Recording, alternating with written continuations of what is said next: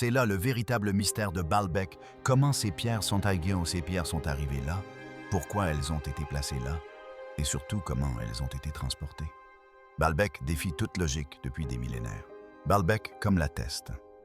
Les vestiges archéologiques ont dû exister entre 6-0 et 8-0, voire 9-0 ans avant JC. Ces pierres sont plus lourdes que ce que les grues modernes peuvent en soulever.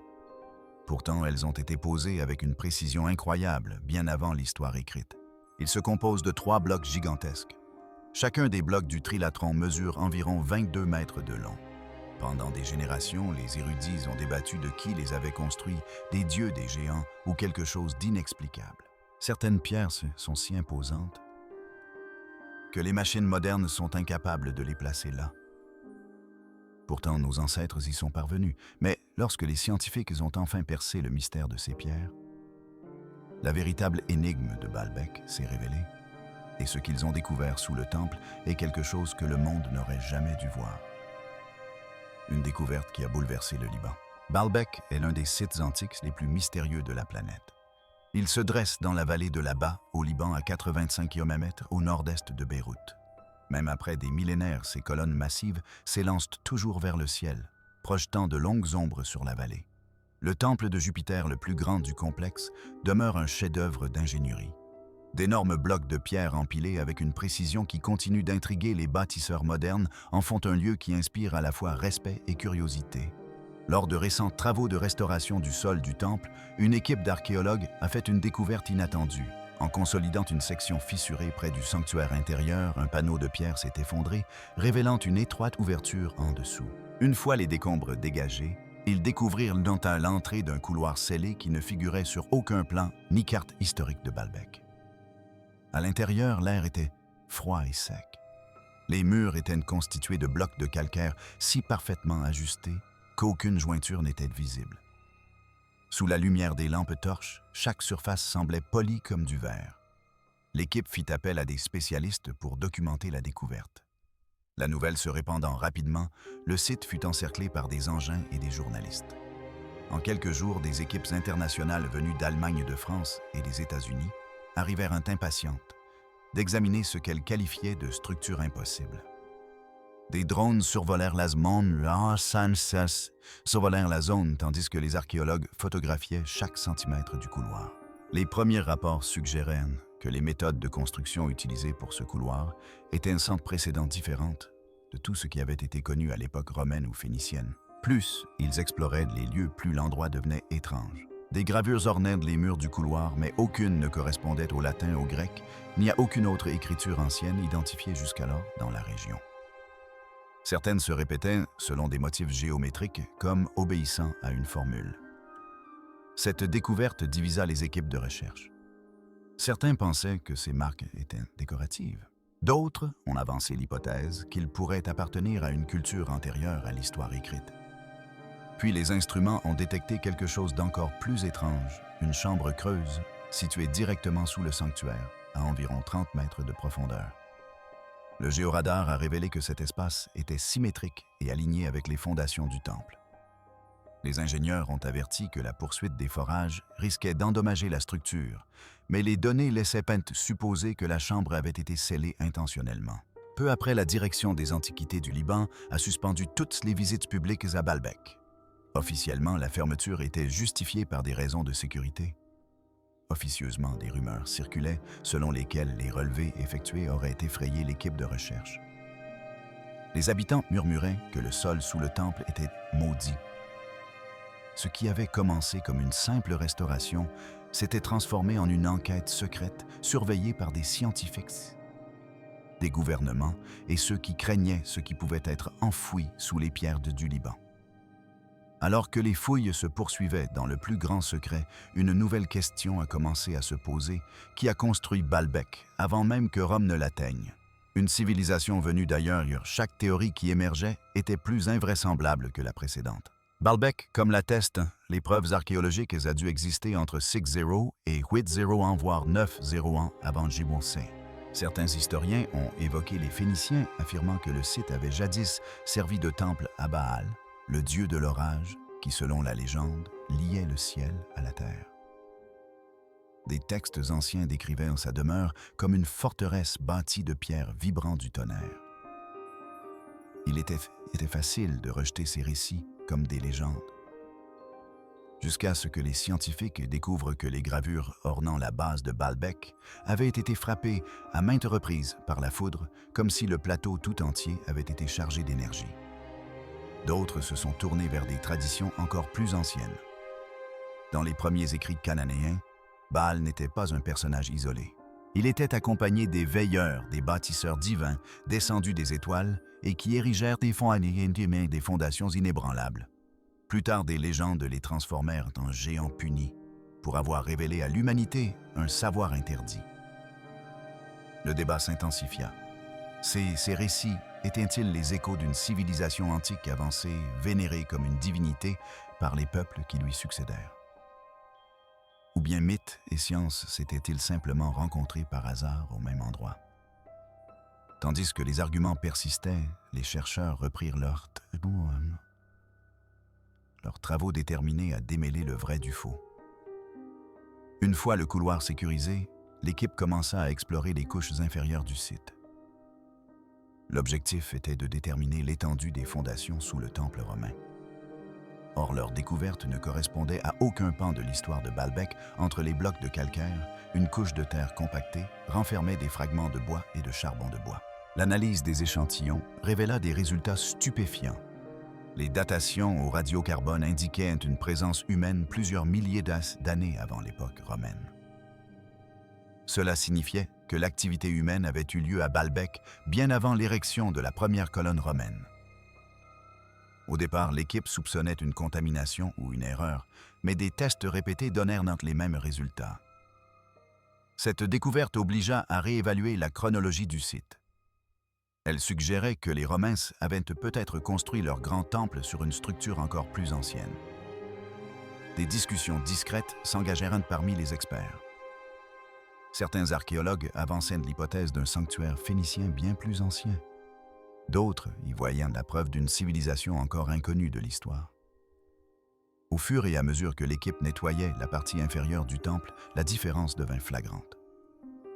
Les pierres supérieures étaient indubitablement romaines.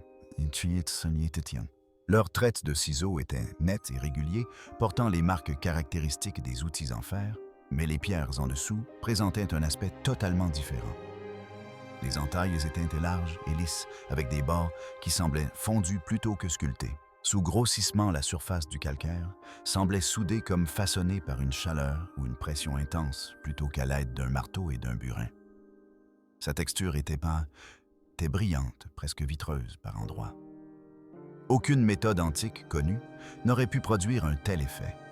À mesure que les fouilles progressaient, les archéologues commencèrent à remarquer des symboles gravés aux angles de plusieurs pierres de Bardin-de-Mossa.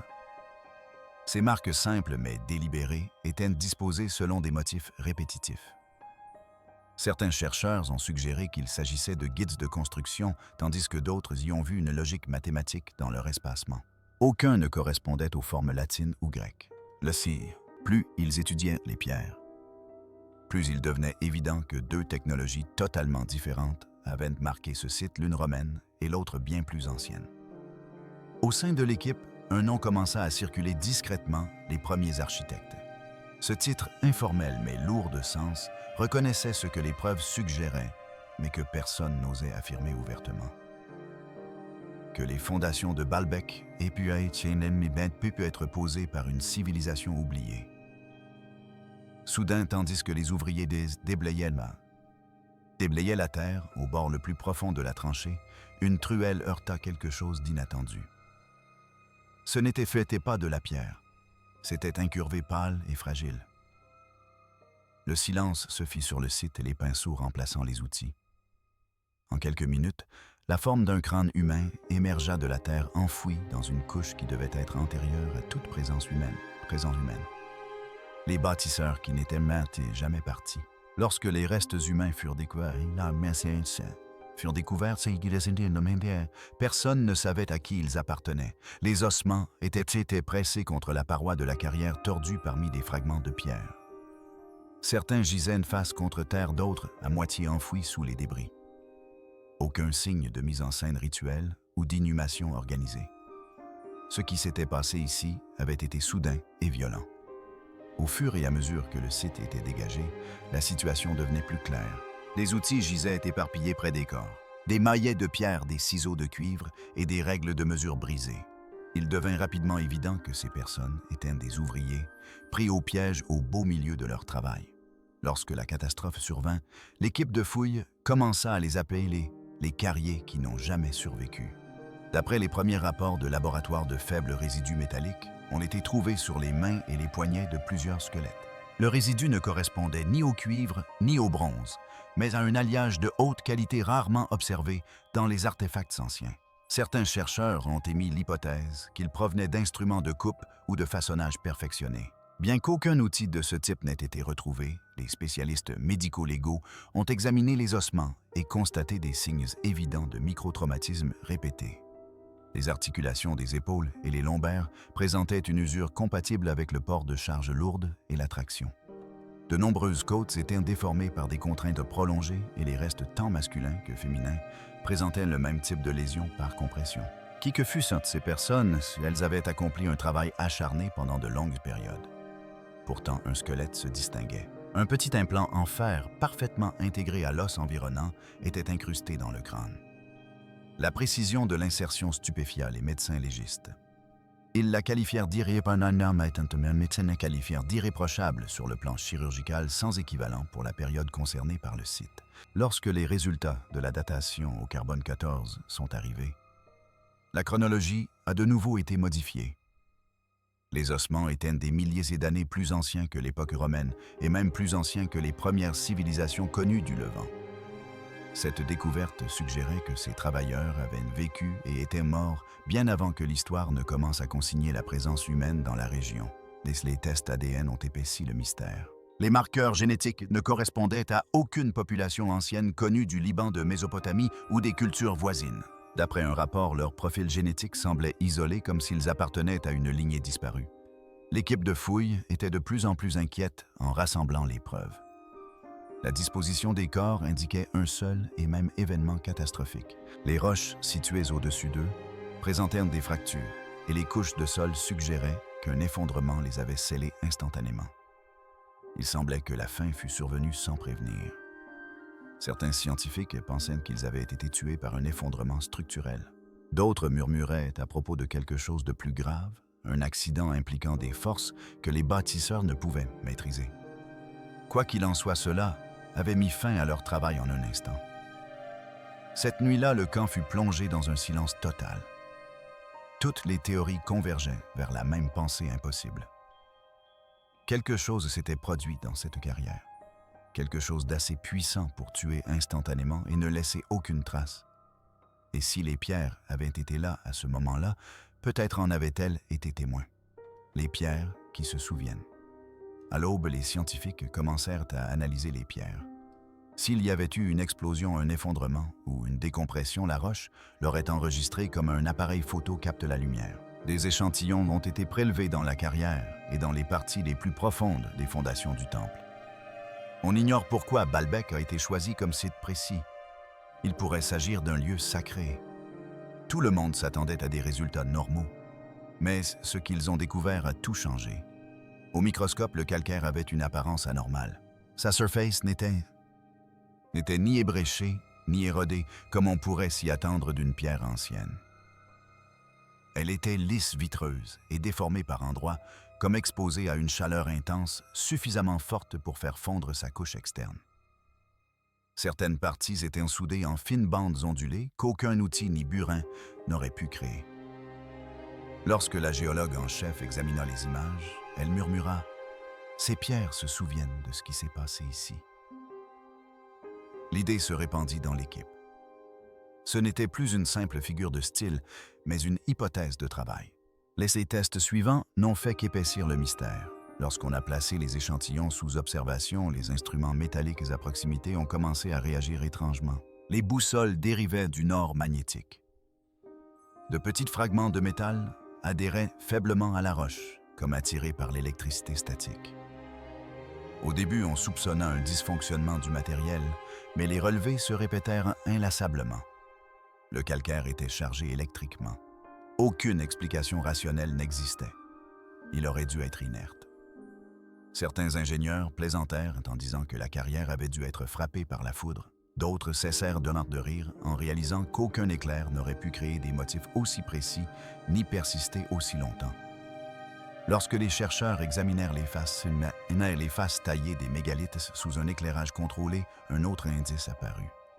Chaque bloc présentait de fines lignes parallèles gravées à sa surface. Les rainures étaient parfaitement droites, toutes orientées vers le centre du temple.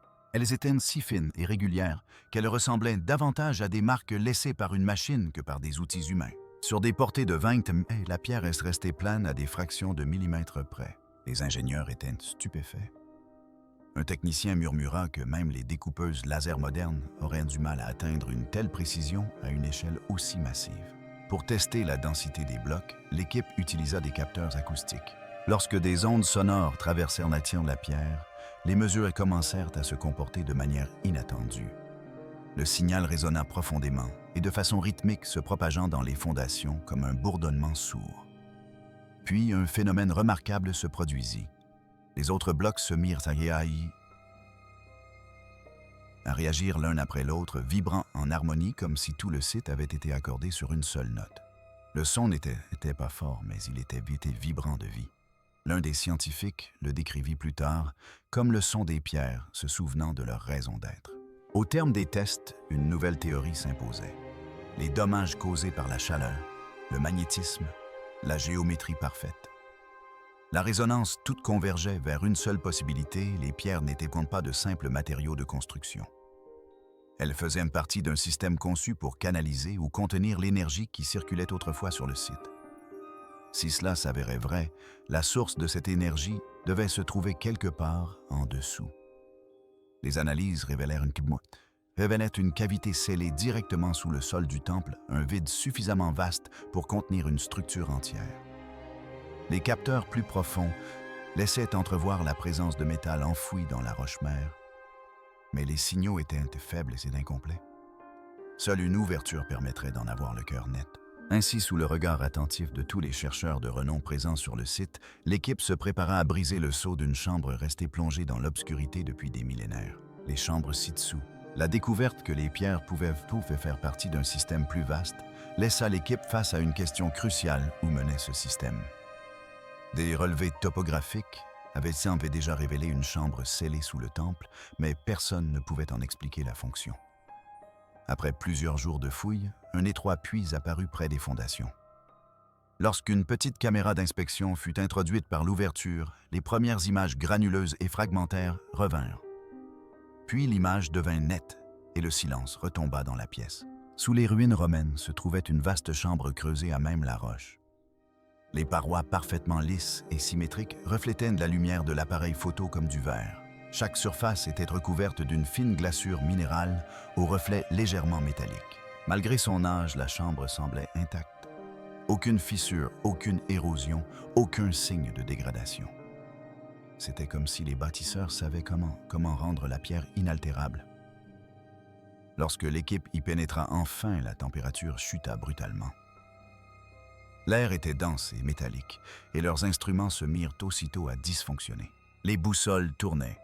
Les capteurs clignotaient. Au début, on attribua ces dysfonctionnements à des interférences de la roche environnante jusqu'à ce qu'un ingénieur remarque que chaque perturbation se produisait à un rythme régulier toutes les quelques secondes. Tandis que l'équipe inspectait la chambre, leurs lampes torches révélèrent quelque chose d'étrange. Le long des parois, des rangées de fixations métalliques étaient profondément incrustées dans la pierre. Parfaitement espacées et alignées, elles se rejoignaient au centre de la pièce. Les ingénieurs crurent bien d'abord à des supports décoratifs, mais la disposition était trop délibérée, trop précise. L'espace tout entier semblait faire partie d'une seule et même machine. Un technicien décida de faire un test. Il plaça un scanner portatif contre l'une des fixations métalliques. L'appareil émit un bip, puis commença à enregistrer un faible signal magnétique. Lorsqu'il passa à la fixation suivante, la même impulsion apparut légèrement décalée cette fois. L'équipe effectua d'autres tests longeant la paroi jusqu'à ce que chaque instrument enregistre des données identiques. Les signaux se répétaient en rythme comme si toute la chambre battait comme un cœur. Lorsque les données furent affichées sur les écrans, les résultats stupéfièrent tout le monde. Non, tout le monde. Les relevés n'étaient ni épars ni aléatoires. Ils formaient une spirale parfaite qui rayonnait à partir d'un point unique situé juste sous le temple de Jupiter. Un silence s'installa pendant plusieurs secondes. Puis l'un des ingénieurs murmura « C'est actif ». Quoi que ce soit, ça fonctionne encore. L'air de la pièce semblait plus lourd. Certains membres de l'équipe reculèrent craignant de toucher à nouveau les murs. D'autres se penchèrent laissant les yeux rivés sur les écrans incrédules. Ils étaient venus étudier une ruine antique. Mais ce qu'ils venaient de découvrir ressemblait au cœur d'un organisme vivant. Un des physiciens suggéra une théorie audacieuse, la structure générait et contenait de l'énergie. Les supports fonctionnaient comme des bobines au sein d'un immense réseau électromagnétique. Conçue pour absorber et rediriger les contraintes de la croûte terrestre, elle créait un champ stable protégeant la région des séismes. Cela pouvait expliquer pourquoi Baalbek, malgré sa situation en zone sismique, avait résisté pendant des millénaires sans s'effondrer. Le temple n'était pas simplement bâti sur un sol solide. Il reposait sur un système de stabilisation qui renforçait le sol lui-même. D'autres tests confirmèrent cette hypothèse. À chaque fluctuation, même minime, du champ magnétique terrestre, la chambre réagissait. Le champ intérieur pulsait comme pour répondre à la planète. L'équipe comprit immédiatement la structure n'était pas seulement antique. Elle fonctionnait encore maintenant, un bouclier invisible qui avait préservé Baalbek, tandis que des civilisations entières s'élevaient et s'effondraient autour d'elle. Puis les relevés changèrent. Les pulsations commencèrent à fluctuer de manière irrégulière, gagnant en intensité avant de faiblir. L'équipement vacilla et s'éteignit. Pendant quelques secondes, l'air devint lourd, vibrant, comme si quelque chose s'était agité dans les profondeurs. Le scientifique en chef fixa les écrans, comprenant ce qui s'était passé. La chambre sous Baalbek ne se contentait pas de protéger les ruines. Elle retenait quelque chose. Et ce qui avait maintenu la vallée stable pendant des millénaires commençait à céder. La perturbation. Pendant quelques secondes, après la fin des vibrations, personne ne bougea. L'air à l'intérieur de la chambre était immobile, lourd comme un parfum. Tous les instruments s'étaient tus, et seul l'écho régulier de leur respiration se faisait entendre. Puis, d'en bas, un grondement sourd parcourut le sol. De la poussière tomba du plafond. Le sol de pierre trembla. Pas violemment, mais suffisamment longtemps pour que chacun le sente. Un avertissement, ce qu'ils avaient touché, n'était pas terminé. La secousse se propagea au-delà des murs. À la base, les appareils photo vacillèrent bien sur leurs trépieds et le matériel glissa sur les tables. Un technicien courut dehors et vit des ondulations parcourir le sol comme si la Terre elle-même avait expiré. Cela dura moins de 10 secondes, mais quand ce fut terminé, tous les regards se tournèrent vers le temple. Baalbek se dressait là depuis des millénaires, mais à cet instant, il sembla vivant. À l'intérieur de la chambre, la peur brisa le silence. L'équipe se mit à discuter à voix basse, chacun essayant d'expliquer ce qui s'était passé.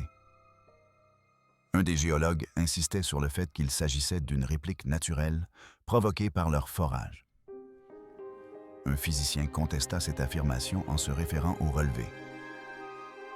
L'énergie n'était pas aléatoire. Elle suivait un schéma, une pulsation en réponse au champ propre de la planète.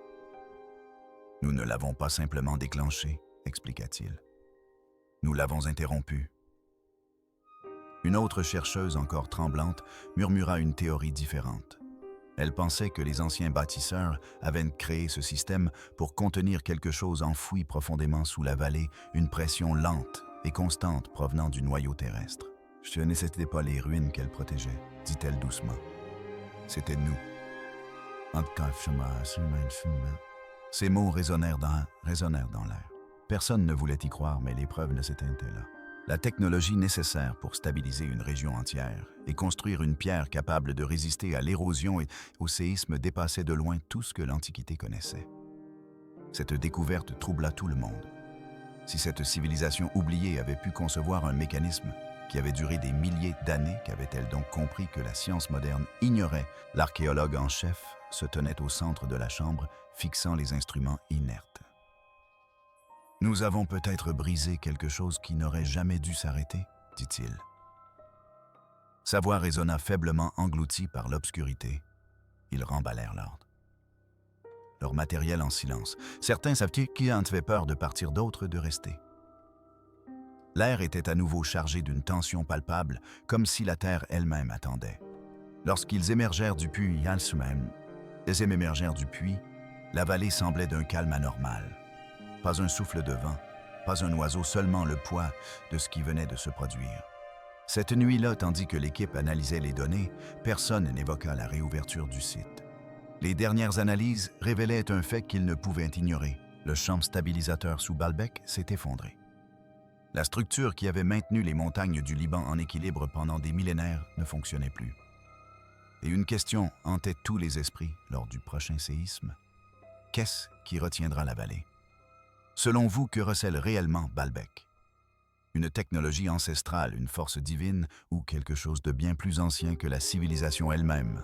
Partagez vos réflexions dans les commentaires.